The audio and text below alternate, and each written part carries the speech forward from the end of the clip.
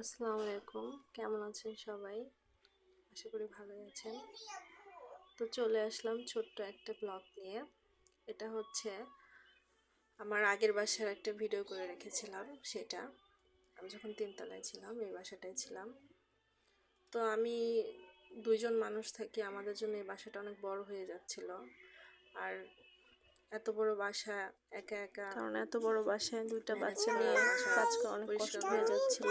খুবই কষ্ট ছিল। আমার দুইটা কারণ বাচ্চা দুইটা বাচ্চা সারাদিন ছিল, দুষ্টুমি করে, সারাদিন একবার এটা নোংরা নষ্ট করবে। করে একবার ওইটা নষ্ট এই করে, মাত্র আমার জন্য খুব পরিষ্কার কষ্টই করব, হয়ে যাচ্ছিল। আবার কিছুক্ষণ পর নোংরা করবে, সারাটা দিন এরকম করে।